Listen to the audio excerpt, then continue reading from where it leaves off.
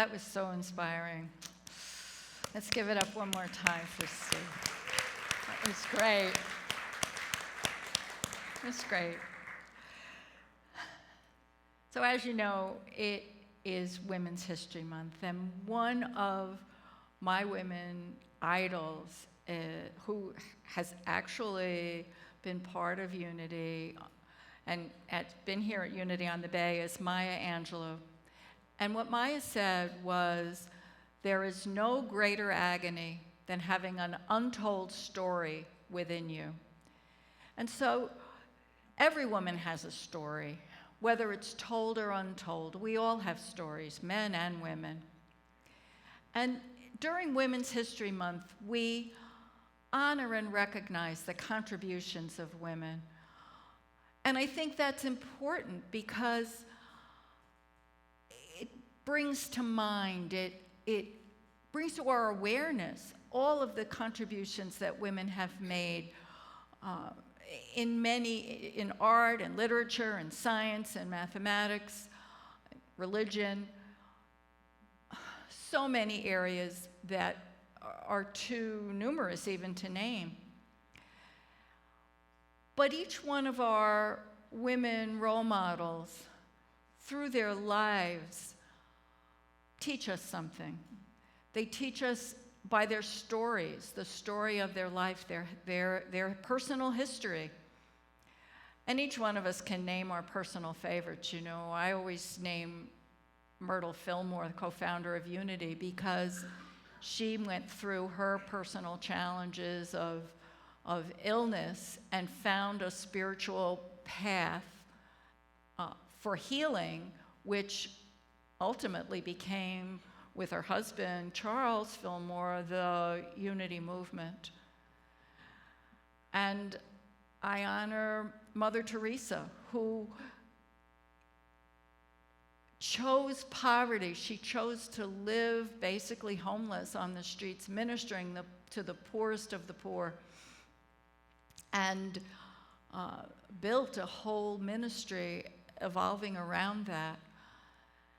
And then there's Oprah Winfrey, who again came from very challenging circumstances, and through her practice of prayer and meditation and moving through her life situation, with each step, not only did she build what we see now as an empire, but she taught others. She shared what she had. She found a spiritual teacher. I remember when she introduced Eckhart Tolle to millions of people through her own avenues, and she gained so much from his teaching. She wanted to share that with everyone else. You know, we can also get a glimpse of the challenges that some of the women that we admire from what they've said, and I selected a few quotes here. Melinda Gates, who's a philanthropist and businesswoman, and she advocates for women and children all over the world. She said, "A woman with a voice is by definition a strong woman, but the search to find that voice can be remarkably difficult." Madeleine Albright, who was a former Secretary of State, said, "It took me quite a long time to develop a voice. And now that I have it, I'm not going to be silent." And Shirley Chisholm, the first Black woman who was elected to Congress in 1968, said, "We must reject not only the stereotypes that others hold of us, but also the stereotypes that we hold of ourselves." So I really didn't know, you know, I've lived a while.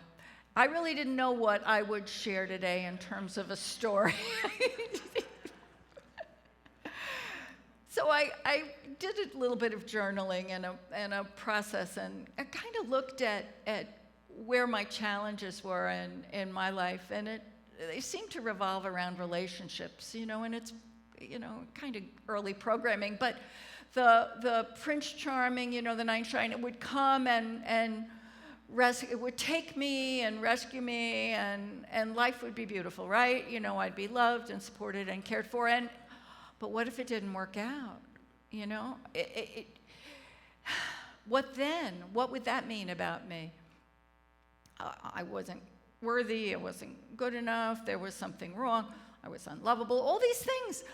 And in that moment, as I looked at those two poles, those two opposites, I recognized that my story about those things was really kind of made up. My story was a fairy tale.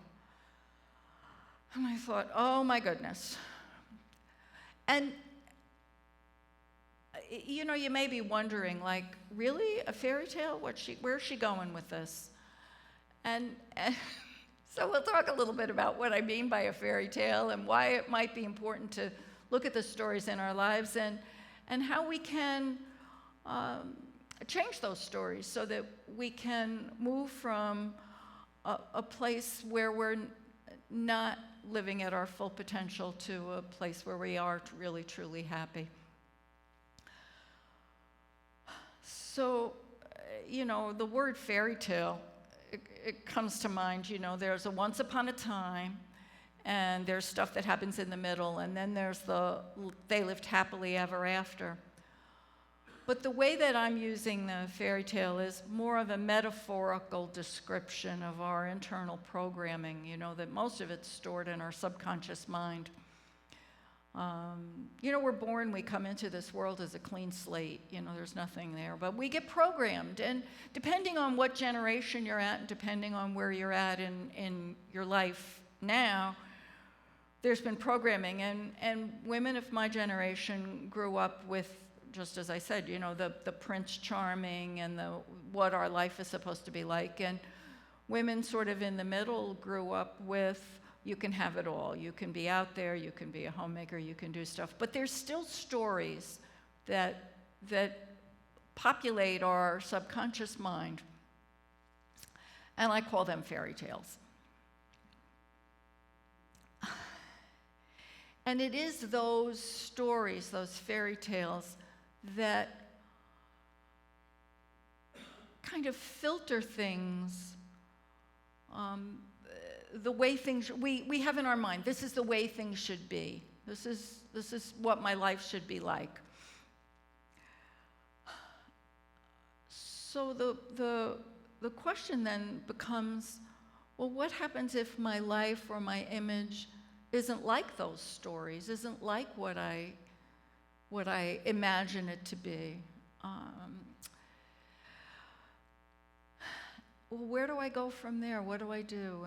And that's something that we're going to explore a little bit today, because each one of us has had times in our life that have been really outstanding and enriching and wonderful, and then there have been challenges. And how do we move through those challenges? I've been exploring a little bit this week. I love doing talks because I get to live with an idea for the week and see how it plays out in my mind. But I noticed where I got stuck in the fairy tale, and I was able to say, whoa, you know, come back. That's not real. That's not true. That's not who you want to be in this moment. So, you know, we all have stories to share, from our life history to what happened during the day. And in many ways, sharing that story is really an important part of our life. You know, to have a friend, to have a significant other, to have a partner, to have someone that we can share our stories with, so that we feel heard and appreciated and loved as a person, someone that really listens and cares for us. Some of the stories, you know, are very vivid in our mind, you know, certain events in our life, certain things that really stand out. And one thing that really stood out for me was the birth of my children, the birth of my two sons. And I talked to other women, and most women will remember vividly, in great detail, what happened to them while they were giving birth, who said what the room looked like, what the nurse, it just absolutely everything. It's kind of an anchoring event in life. And because I had a child before I went to medical school, it was really a significant part in why I chose OBGYN as a specialty, because I wanted women to have a positive experience, a happy memory of becoming a mother, of bringing life into the world. Well, you might have heard the expression, that's my story, and I'm sticking to it. And what if we are stuck in a story that really no longer serves us? And I'm not minimizing what has occurred or what might have occurred in anybody's life. I'm not doing a spiritual bypass or saying it didn't happen or don't pay any attention to it. It did happen. There's no question about it. And is it what's in the forefront of our life running us in the program? Or is it possible to release and heal and recognize that it's time to move beyond that story and find the learning and the growth that is available to us at that time? You know, author J.K. Rowling, who you're familiar with the Harry Potter series, says it's our choices that show us what we truly are, far more than our abilities. And so my experience with these types of situations is when they happen, there's an emotional charge to it. You know, I'm angry at the other person. I want to say I'm claiming victim, you know? Shouldn't have happened that way. They shouldn't have done that. They did me wrong. Whatever the story is. And then I recognized that I really didn't like feeling that way. And became willing, and I think willingness is a big factor, became willing to release that. And through some things that we'll talk about in a bit, was able to move through to a place where when I thought about that person, when I thought about that situation, it didn't have that emotional charge to it. And that, to me, was a sign of healing. It first became neutral. There wasn't a charge. And then I was able to move to really see the blessing, really see where I learned, where I grew from that experience. And I would guess that each and every one of you has had that happen, where sometimes the worst thing in your life, while you're going through it, is the worst thing in your life. And then after a time has gone by, it's like, wow, I really learned a lot. I really benefited from that. And I'm now so much better than I was before in whatever the area was. And then from that place, it's a place then that we can share that experience or teach others. And I would also say celebrate. You know, each time we get through something and come to the other side lighter and happier, it really is worth celebrating. We are all given the opportunities to teach from our stories, not only by our words, but by our actions as well. We can be a guiding light for our children, for our grandchildren, and for those around us. So our stories and our fairy tales can teach us lessons of resilience, courage, and compassion. Proverbs 31:26 says, "She opens her mouth with wisdom, and the teaching of kindness is on her tongue." So how do we transform our stories? How do we move through what can be a challenging time? And the first thing I would say is, if you're carrying a story that you haven't shared, find a way to share it. Find find a friend, find a therapist, find a minister, find a counselor, find someone to share that story. Don't keep that inside you. Write it out. Journaling is a great way to get something out that's inside you. I use that a lot.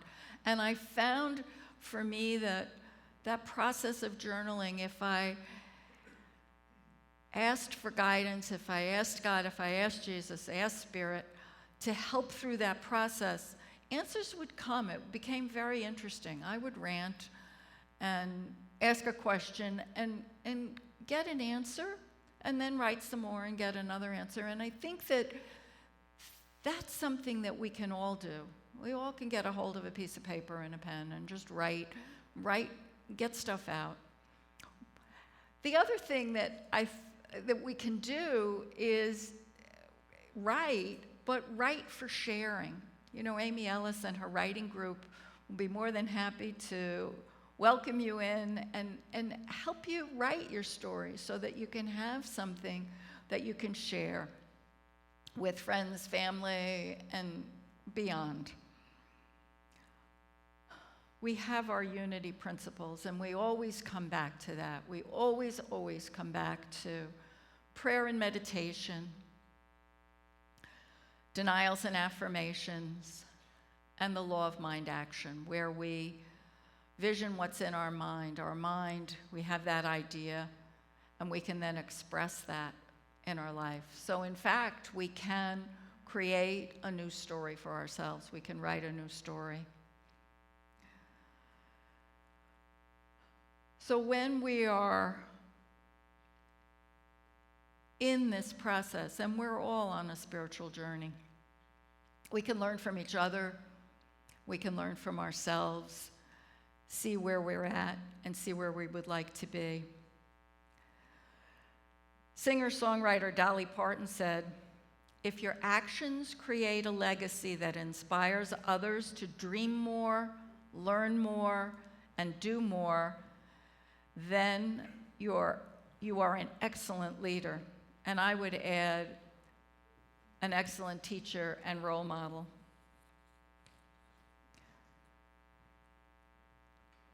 We teach what we would learn. It's been an amazing journey.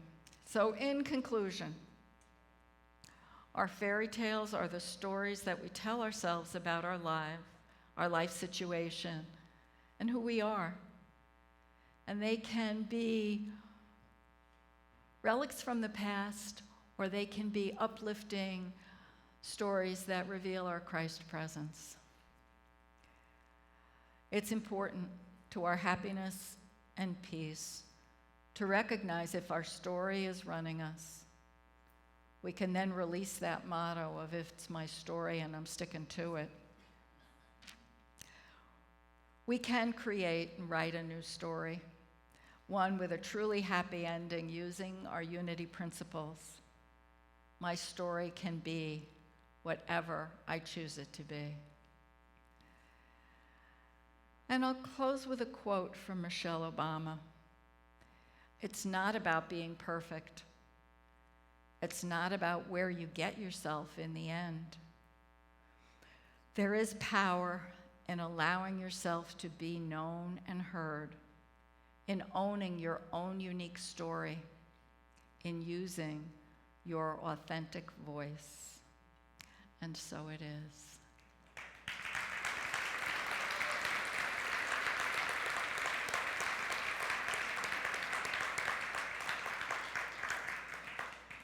So now we've